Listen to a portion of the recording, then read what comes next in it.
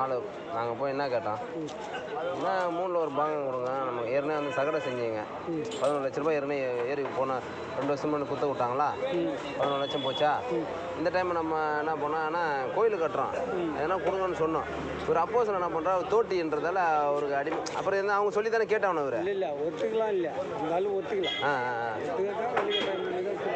அதை குள்ள திடீர்க்குள்ள தான் கொடுத்துட்டாரா கையில் கணேசனா, கவுன்சிலரா கோவிந்தானா கொடுத்தாம வாங்கிட்டேன். சரி காசு பத்தெல்லாம் கேளு, நாங்களே வசூல் பண்ணி தரோம் தான் பேசி முடிச்சுது. ஆமாம், கோயில் கட்டுங்க, உங்களுக்கு அப்படி பத்தலை ஒன்றும் இல்லைண்ணா தரம் தான் சொல்லிதான் சொல்லியாச்சு. சரி காசு வாங்கியாச்சா.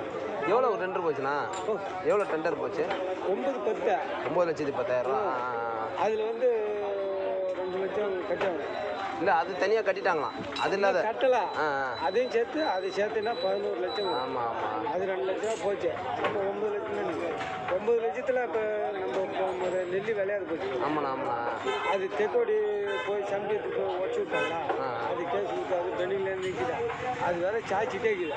அது எப்படி பார்த்தாலும் அதுக்கு 50,000 ரூபா ஆகும். இல்லைன்னா நம்ம ஏறி ரன் பண்ணிச்சுன்னா தண்ணிக்கு வரி வசூல் பண்ணவே தேவையில்லை, டம் பண்ணி கொண்டே வர தேவையில்லை, அப்படியே நெல்லி வந்துடும்.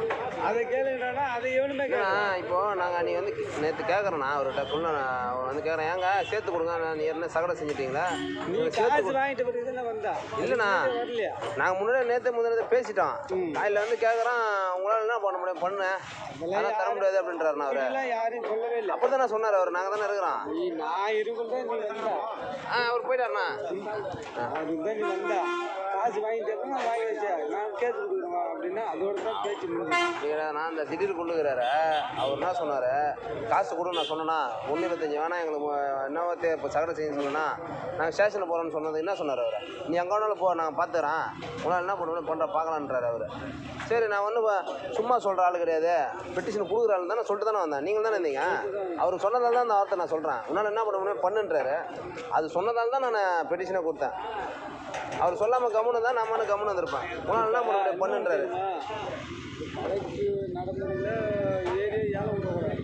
பூரா தமிழ்நாட்டில் எங்கேயுமே ஏறி ஏலம் விடக்கூடாது. ஆமாண்ணா, அதில் மருந்து கலக்கிறானோ அது கலக்கிறானோ இது கலக்கிறானு சொல்லிட்டு ஜனங்கள்லாம் வேறு சொல்லிட்டு இப்போ அது முன்னாடியே இப்போ 2 மாதம் முன்னாடியே நிறுத்திட்டாங்க.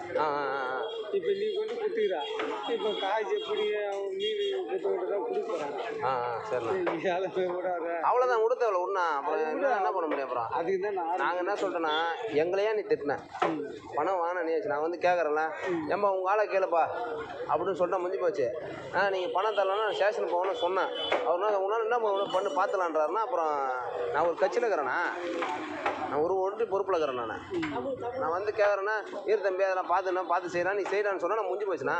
அவர் வந்து என்ன பண்ண முடியும் உன்னால், பண்ண பார்க்கலாம் அப்படின்னா, அப்புறம் பண்ணிட்டேன்.